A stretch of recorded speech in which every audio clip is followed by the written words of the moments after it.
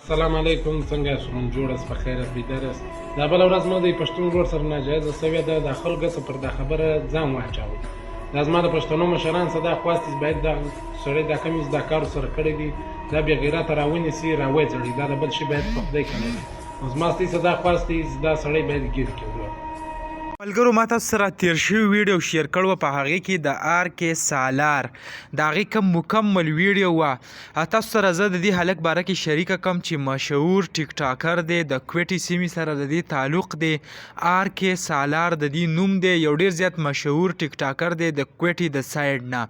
کومه واقعه چې مخې ته راغله الریډي به موږ خبره کړله، خو لږ به تاسو سره په دې ویډیو کې بیا هم شریکه کومه چې دا چل شوی دی چې د هغه ځای کومه سیمه چې دا د کویټې هلته چا یو خان داسې ویلی کېږي هغه نیولی دی او داسې غلط قسمه حرکتونه دا یې ورسره کړي دي. د هغې نه پس چې کوم دی دا ویډیو هغه بیا په ټیک ټاک باندې چلیږي او خلک ول دغه ټایټل ورکوي چې داسې واقعه هغه مخې ته راغله. خو په اصل کې کم حقیقت چې دی نن در سره صرف په هغه شیر کوم.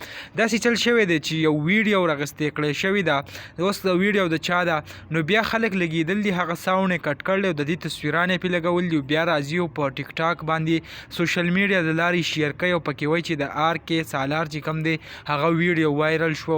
دا ما سره ویډیو ده، بیا په فیسبوک ګروپونو کې دا حالات جوړ دی، وایي که چا سره نه نو ماته کمنټس وکړئ او انباکس ته راشئ او پیسې راولېږئ. مختلف قسمه یو موضوع تی خلکو هغه جوړه کړې ده.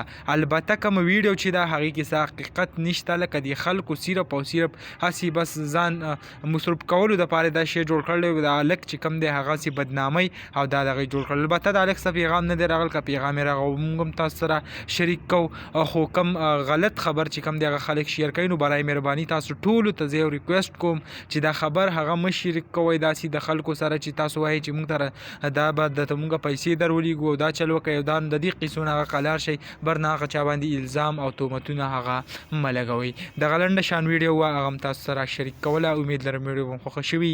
که ویډیو خوښه شوي ویډیو لایک کړئ او که زموږ په چینل نه وي چینل سبسکرایب کړئ د داسې نورو ویډیوګانو دپاره.